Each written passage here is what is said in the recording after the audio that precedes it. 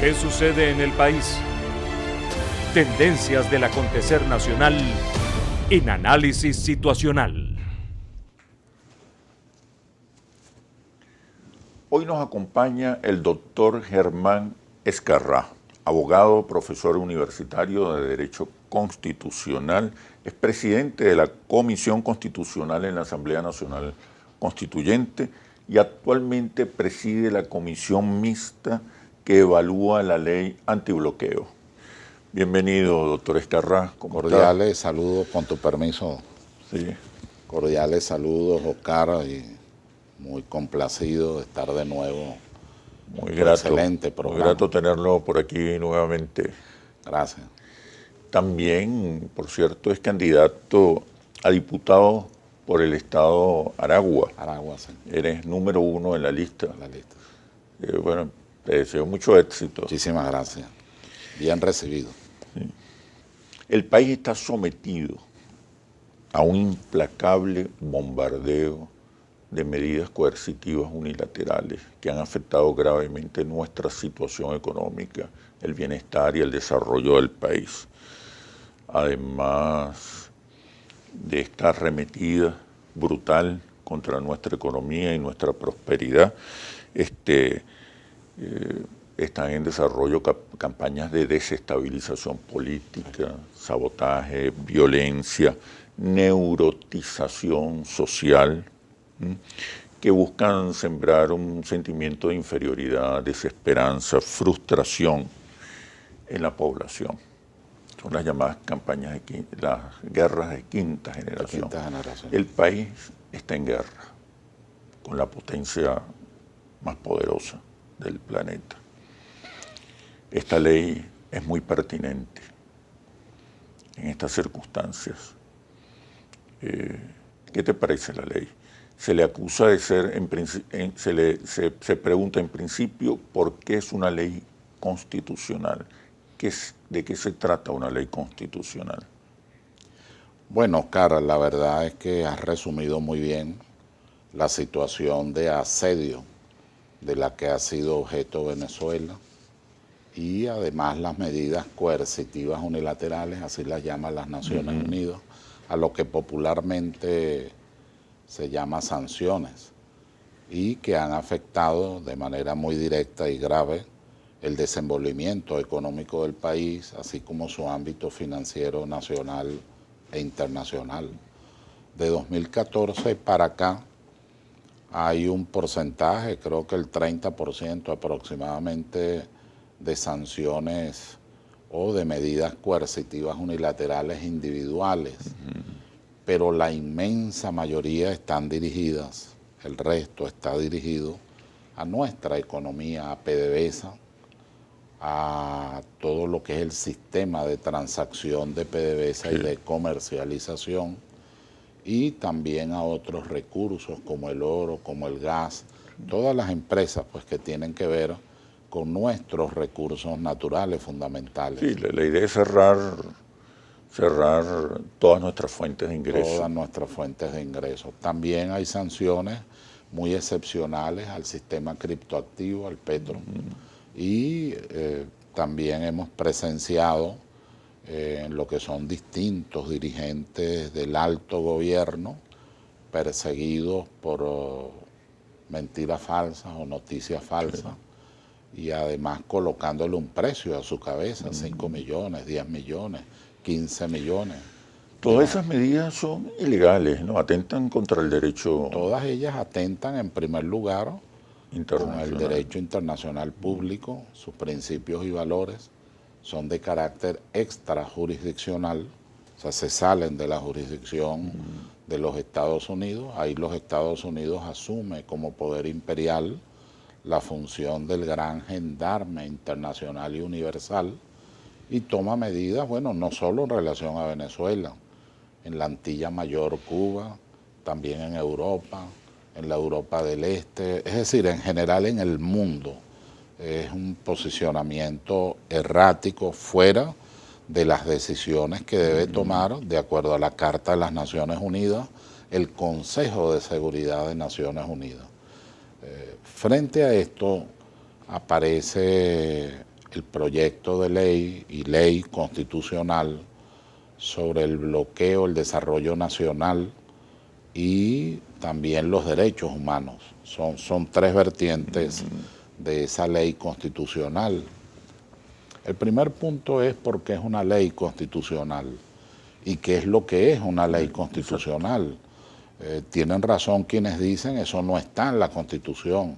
En la Constitución está la ley orgánica, las leyes especiales, leyes habilitantes, códigos, leyes ordinarias, normas individualizadas. Es porque estamos en un proceso constituyente.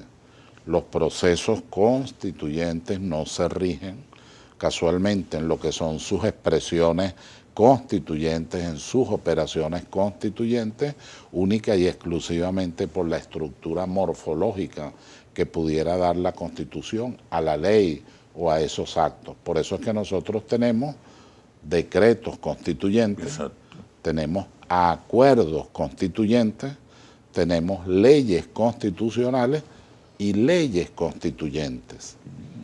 Las leyes constituyentes son aquellas... No, las leyes constituyentes son aquellas que no pueden ser modificadas sino por otra asamblea, es decir, el poder constituyente originario en su fase asamblearia y tienen el mismo rango de la Constitución, el mismo valor. Su quórum de validez es mucho más exigente. En el caso de la ley constitucional, está por debajo de la ley constituyente, pero por encima del orden jurídico, no por encima de la Constitución, exacto, sino por encima de las leyes orgánicas, de las leyes especiales, de las leyes ordinarias. De entrada no puede ser una ley anticonstitucional.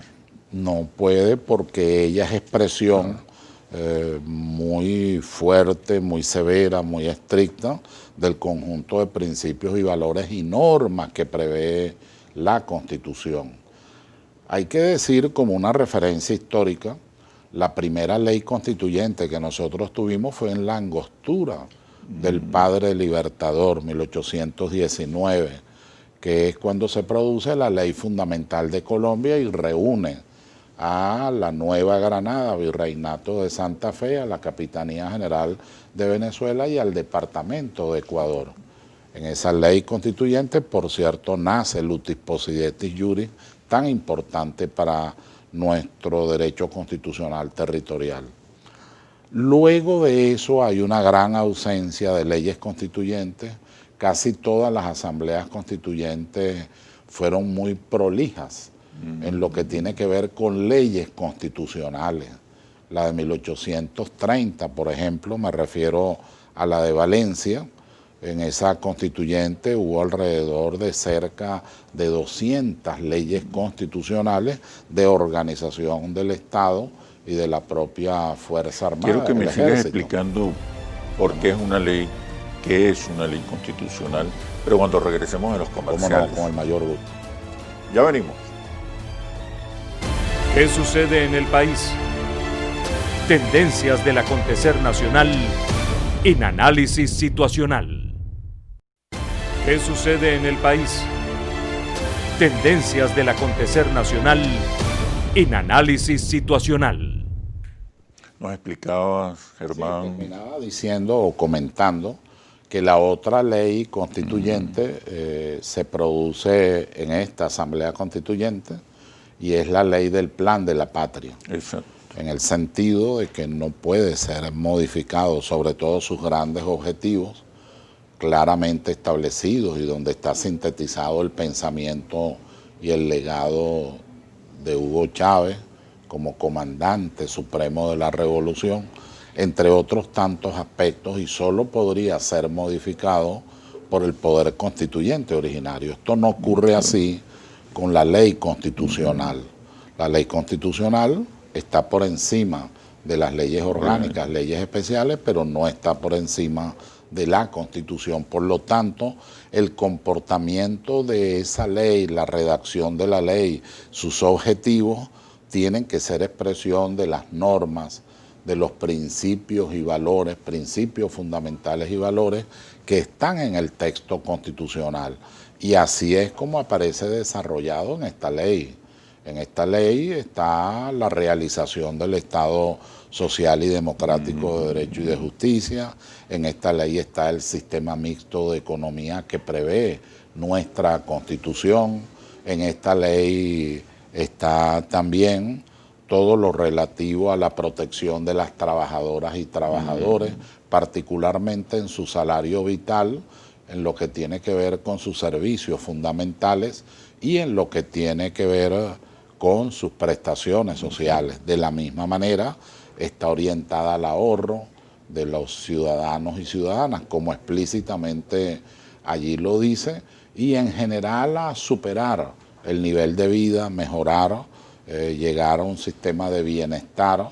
Servicios públicos, infraestructura, electricidad, programas sociales, agua, programas sociales, entre tantos que está aspectos. previsto como fines de la ley. Fines, y lo dice de manera explícita en las primeras normas del primer capítulo de esa ley constitucional. ¿Por qué plantearse una ley constitucional y no un conjunto de medidas?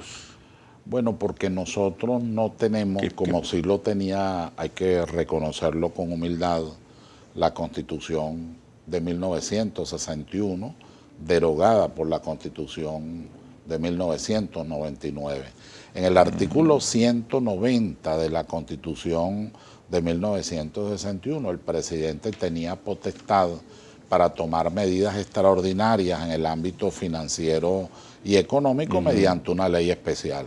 No tenía que decretar un estado, se llamaba entonces de emergencia económica, sino que ante una situación compleja y difícil podía tomar medidas, como en efecto lo hizo la Cuarta República, el sistema bipartidista, las leyes habilitantes, etcétera, las llamadas leyes habilitantes, pero tomaron muchas medidas sobre la base de esa norma contenida en el artículo 190 de la Constitución derogada. En el caso nuestro, lo que existe es el esquema muy bien desarrollado del estado de excepción, que puede ser por conmoción interna, conmoción internacional, hechos sobrevenidos ambientales, pero también en el ámbito social y en el ámbito económico.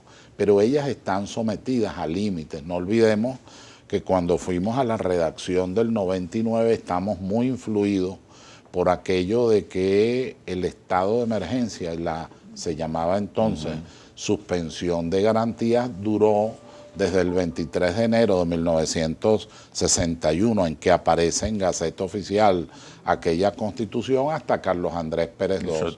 Es decir, casi 40 años vivió Venezuela en un estado de emergencia económica y de suspensión de las garantías económicas.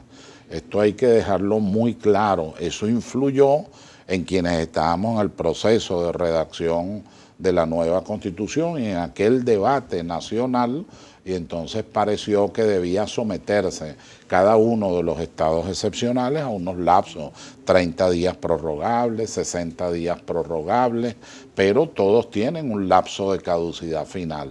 De esa manera no puedes planificar medidas prospectivas de largo alcance, de gran escala, que tengan que ver con la inversión extranjera, inversión internacional productiva, con la inversión nacional privada productiva, a los efectos de los objetivos sociales y de derechos humanos a los que nos hemos referido.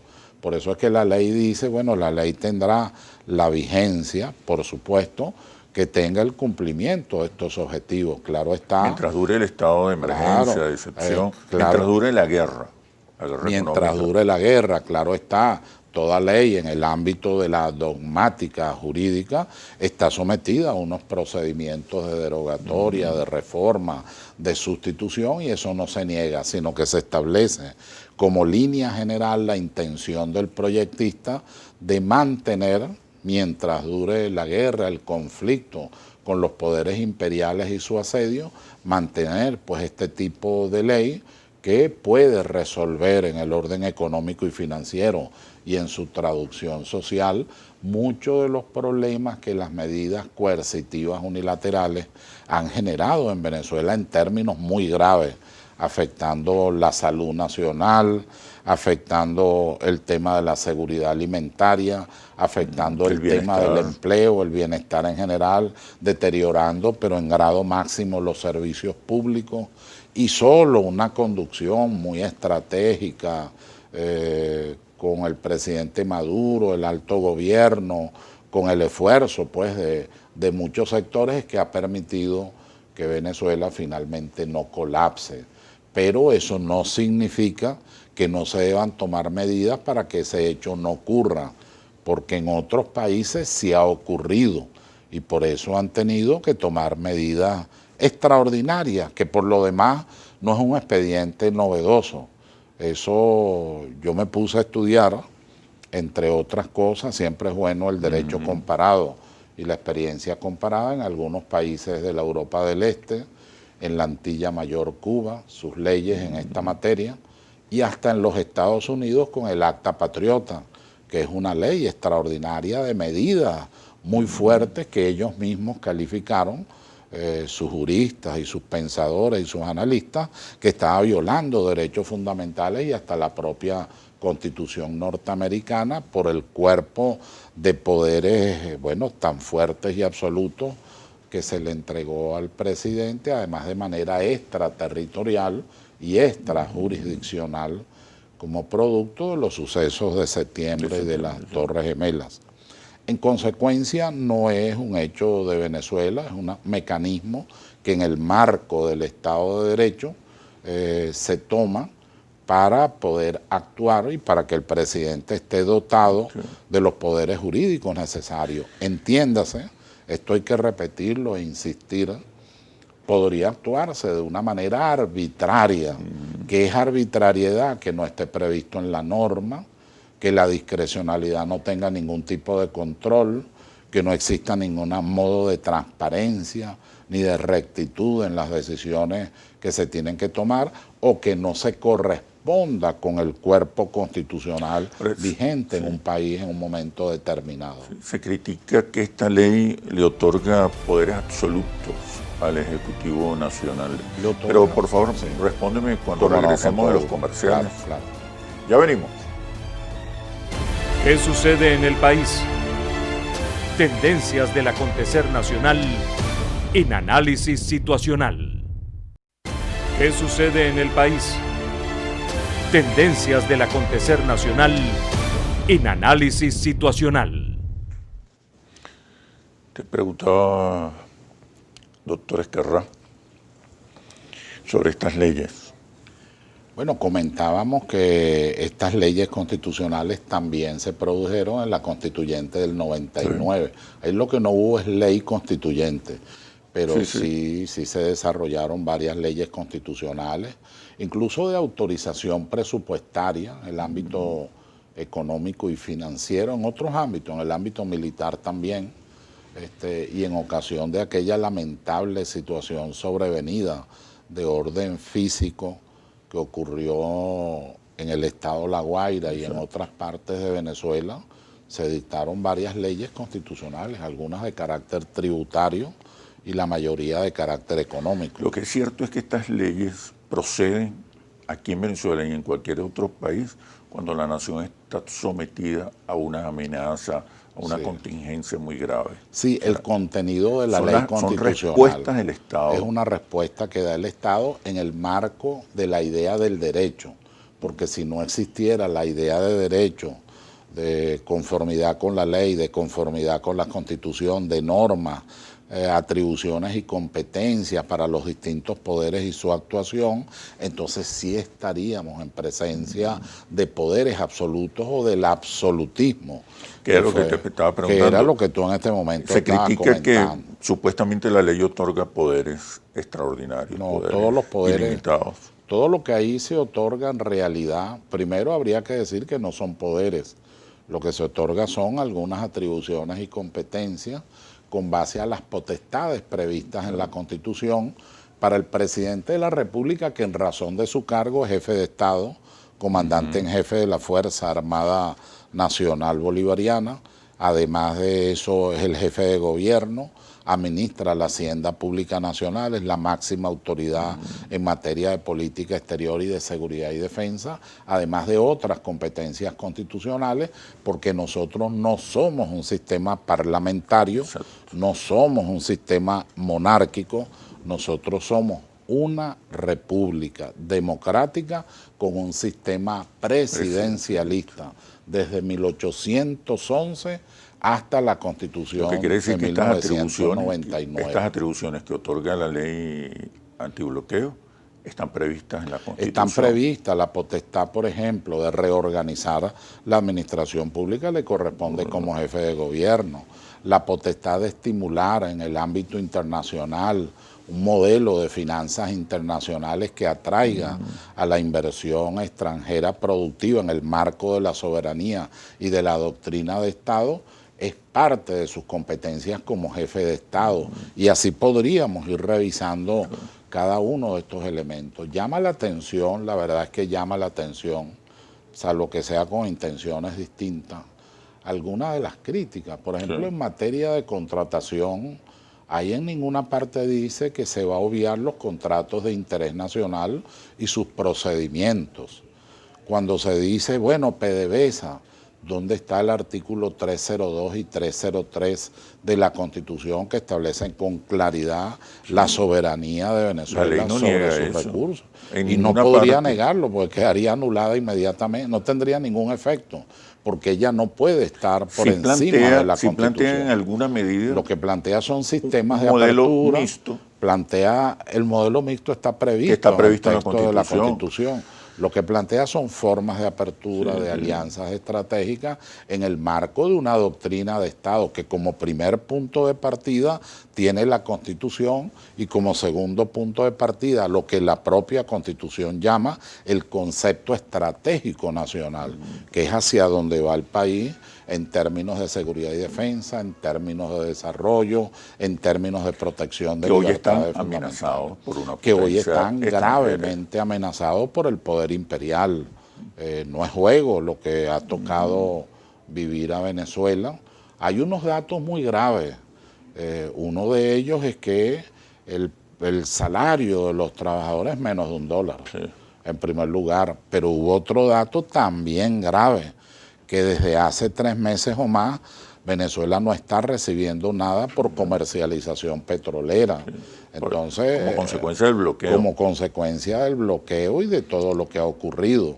Entonces, y con todo y eso hay una situación interna de algunos personajes que no solo han ladronado como nadie a la nación, hay que ver lo que hicieron con la inversión de Venezuela en Colombia, en las empresas, hay que ver lo que hicieron con Citgo, aunque ahora se produjo una decisión muy interesante, pero lo que tenían ya en la mano con el bloque de oro que estaba en los bancos ingleses, solo que el juez de primera instancia le da la razón en aquel momento al usurpador y el juez superior cuando hace la revisión dice no, este señor no es el presidente de la República, por lo tanto no tiene ninguna injerencia en estos temas. Quien la tiene es el presidente constitucional Nicolás Maduro. Ahora vendrá un proceso, pienso yo, del Banco Central, digamos, de conversaciones, de formas, de acuerdos, de entendimiento, pero ya hay un reconocimiento expreso a la autoridad democrática, republicana, constitucional del presidente Maduro, que es el único que puede comprometer al país. Pero estos han ladronado de tal manera la nación, de una manera, bueno, sin límite de ninguna y han naturaleza. Promovido la acentuación y han promovido intervenciones militares, aplauden las sanciones. Piden más sanciones. Piden más las medidas coercitivas unilaterales. Bueno, eso está allí, frente a ellos lo que se ha hecho es el diálogo, frente a ellos lo que se ha hecho es el indulto, frente a ellos lo que se les pide es que participen del proceso democrático. Gracias a Dios, sobre eso también hay algunos datos interesantes. 14.500 y tantos candidatos para la elección esta en 8 semanas. Más de un centenar de partidos del 6 de diciembre, algo así como 110 partidos que están participando. Aclaro que de esos 14.500 y tantos candidatos, 500 solamente son los de la Alianza Bolivariana, los del Polo Patriótico, los del PSUV. El resto es el conjunto de partidos independientes, de oposición. Está emergiendo una nueva oposición más democrática, patriótica, ¿cómo no? nacionalista, sí la hay. más responsable. Hay discursos y palabras que hay que reconocer. El caso de Claudio Fermín, yo creo que hay que destacarlo. Venía evaluando una intervención de Claudio Fermín, de verdad, muy patriótica. Creo que hay que reconocerle el valor que ha tenido. No significa absolutamente nada, sino lo que significa es un gran valor republicano y un gran valor democrático y una gran preocupación, como tenemos todos, por la patria venezolana, por el país. Esta ley es para apoyar al presidente, para fortalecer la defensa que está haciendo del país y poder enfrentar el conjunto de sanciones económicas y financieras. Se critica también que esta ley establece niveles de secreto, de confidencialidad extremo, lo que supuestamente violentaría el derecho a estar informado por parte de los venezolanos. ¿Qué nos puedes decir? Pero cuando regresemos a los comerciales, por favor. Claro, con todo gusto. Ya venimos. ¿Qué sucede en el país? Tendencias del acontecer nacional en análisis situacional. ¿Qué sucede en el país? Tendencias del acontecer nacional en análisis situacional. ¿Cómo entender la condición de confidencialidad en las operaciones, decisiones, procedimientos ejecutorias del Ejecutivo Nacional? Ahí lo que ocurre es que son operaciones, algunas de ellas, porque eso no es una línea general de esta ley, sino es casos específicos, y tienen que ver con operaciones estratégicas, altamente estratégicas. Recordemos que en el proceso de comercialización internacional de PDVSA es fundamental la información, pero sobre todo para quienes desde el exterior están monitoreando y están produciendo. Es necesario, es indispensable que haya cierto nivel de confidencialidad porque el país está sometido a un asedio. Eso no es una novedad. Implacable. En la Constitución existe el planteamiento en todo lo que tiene que ver con la seguridad del Estado, que no es solo un tema militar, es económico, es financiero, es político. En lo que tiene que ver con la seguridad del Estado, el tema de la reserva, la confidencialidad y el secreto.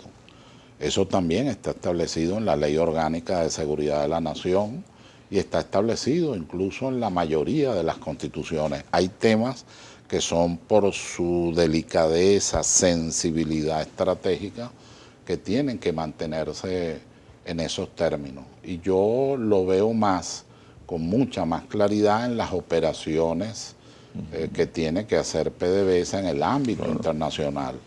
Si con el asedio del poder imperial también tuvieran la información de las operaciones que se están haciendo antes que se hagan, bueno, obviamente va a quedar saboteado cualquier propuesta, cualquier proposición, cualquier situación que pudiera beneficiar al país. Es algo también parecido al tema de poder y potencial, pero sobre todo de poder bélico en un conflicto armado. Bueno, o sea, si tú explicas las estrategias y dices cómo es que vas a utilizar y desplegar esa fuerza, bueno, indudablemente tú mismo te estás consignando una enorme vulnerabilidad.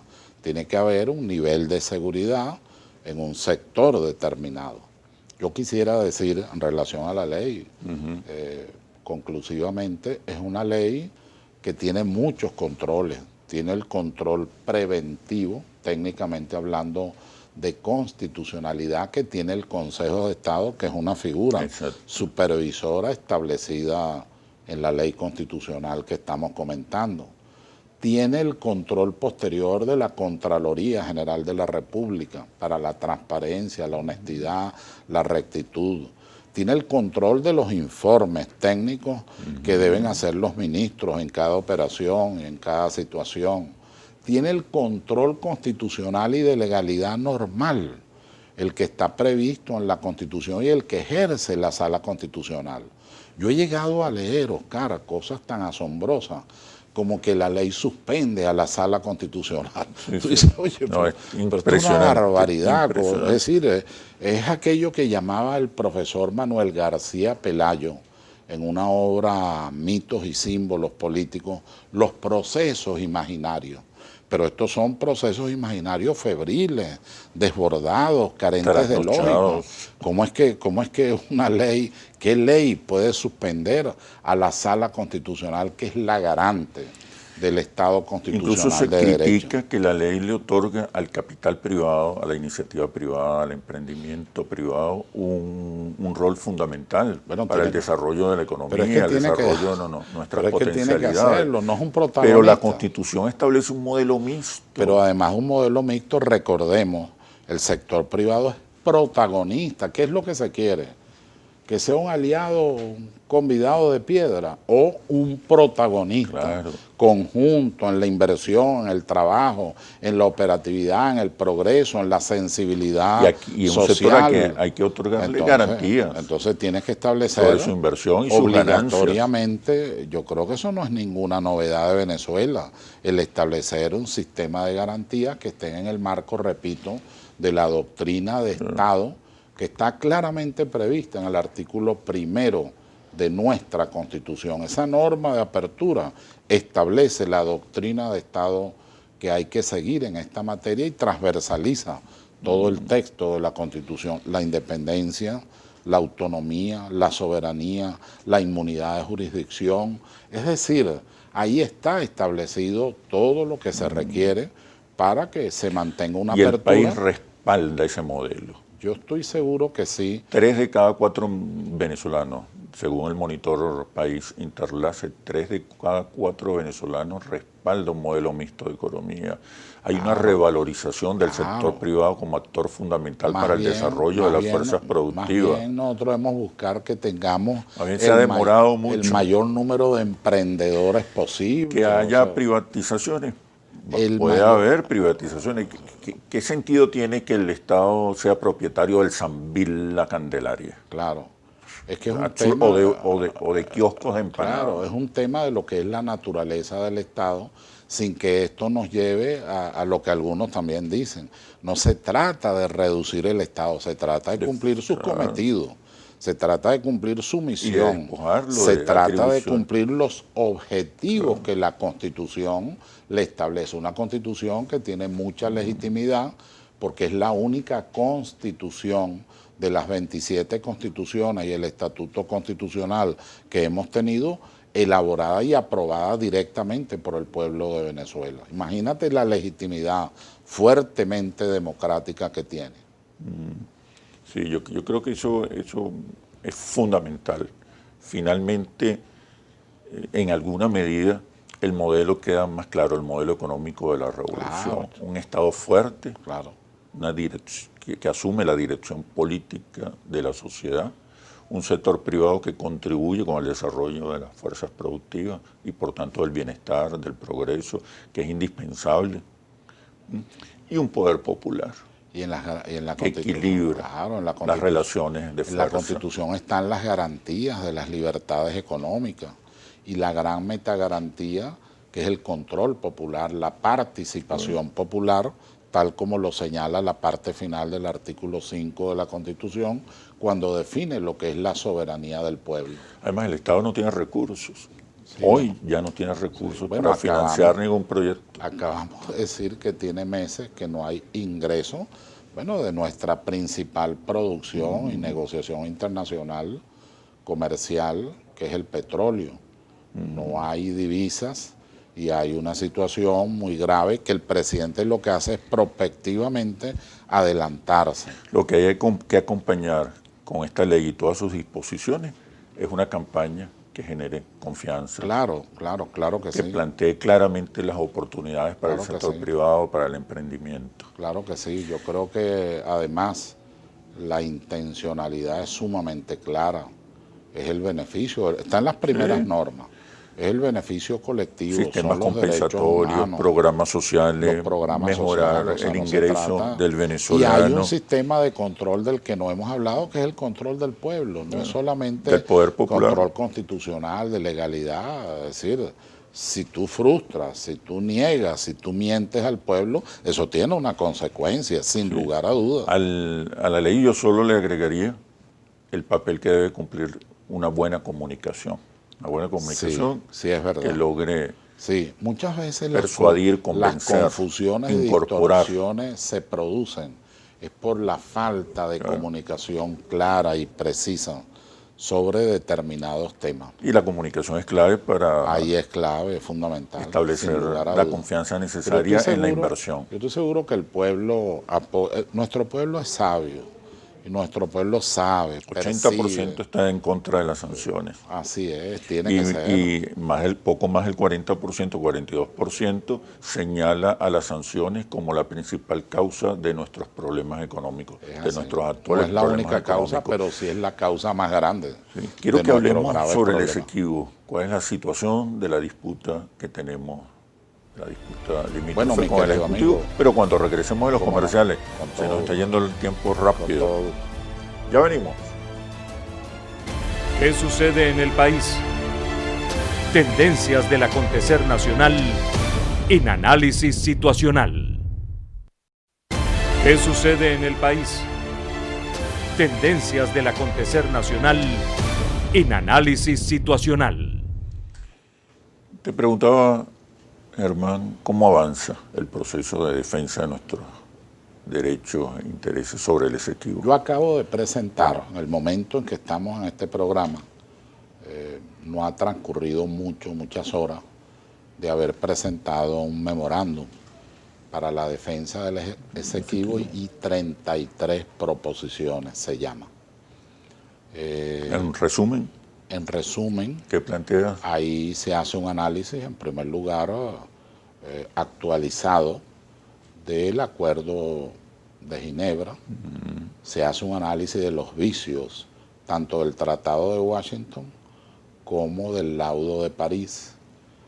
Y esto a los efectos de un boceto de defensa jurídica en algún momento internacional, si fuera el caso.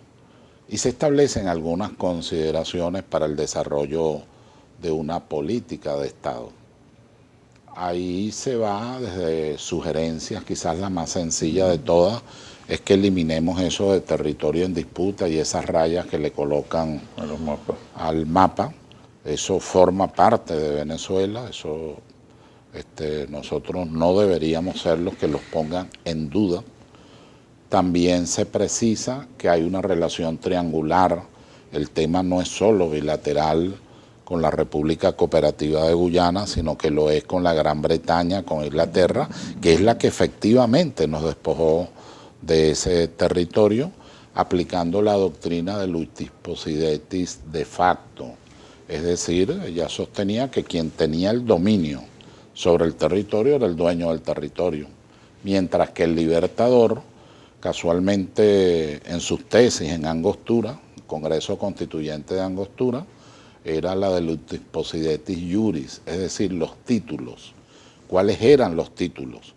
Y los títulos nuestros vienen desde la Capitanía General de Venezuela. Yo hice un estudio de todas nuestras constituciones de 1811 a 1999 y es invariable nuestra posición de entender al iutis possidetis iuris a partir del 19 de abril de 1810 y las transformaciones que allí ocurrieron.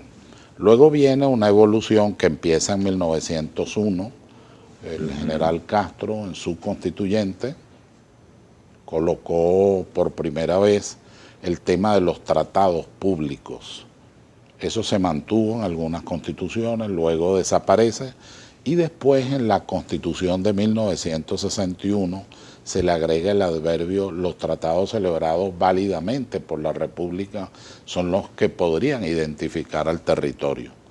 En la Constitución del 99 nos pareció que eso no era suficiente y entonces nosotros colocamos en la parte final del artículo 10 que no reconocíamos los tratados y laudos arbitrales que no fueran válidos, que estuvieran viciados de nulidad, en una clara referencia, y así lo dice la exposición de motivos respecto al laudo de París.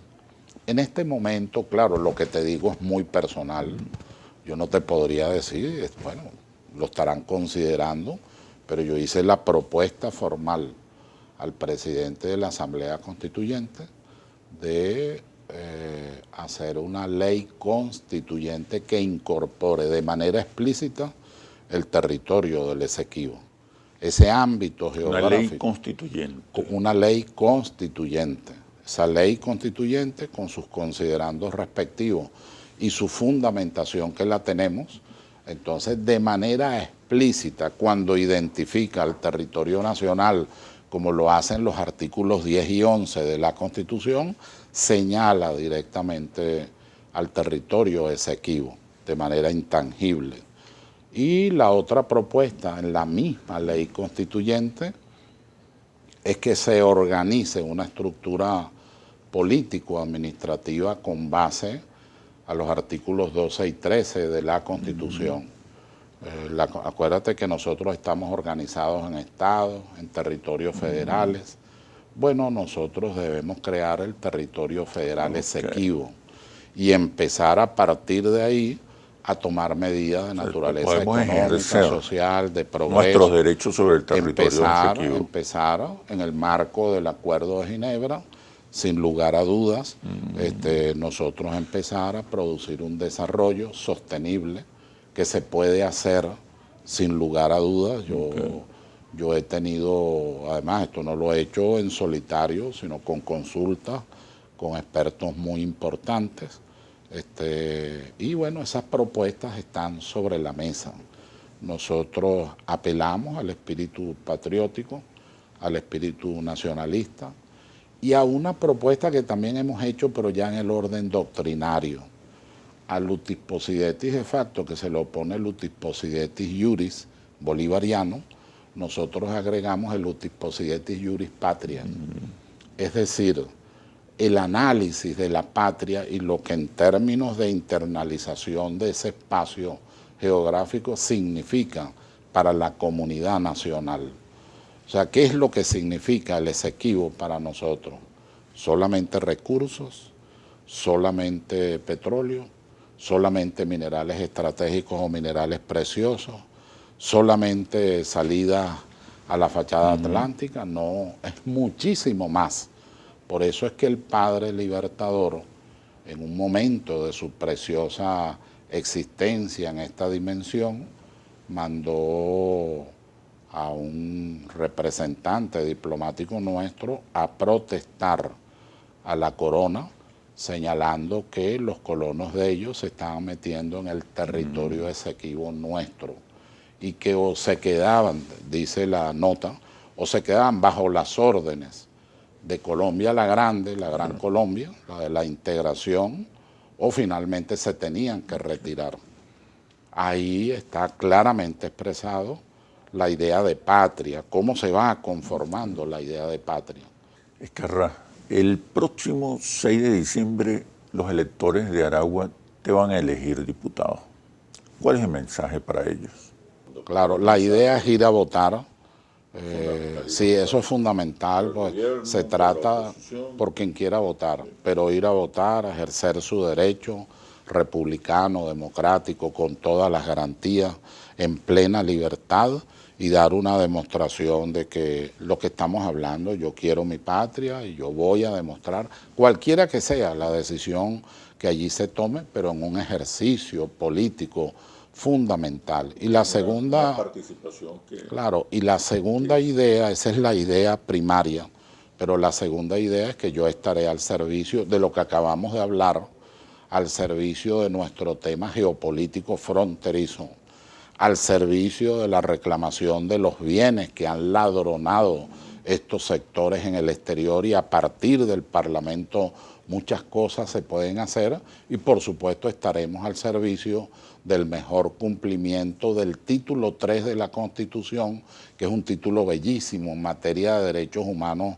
sociales, económicos, políticos, de la familia, de los mayores de edad, de nuestra gente, de los niños, de las niñas, de los que tienen alguna discapacidad. Yo estaré al servicio de la Constitución única hasta ahora aprobada por el pueblo de Venezuela. Doctor Ezcarrá, querido amigo, Muchísimas gracias por este análisis situacional tan inteligente. Gracias. Los espero en un próximo análisis situacional por Globovisión, el canal de la paz y la reconciliación.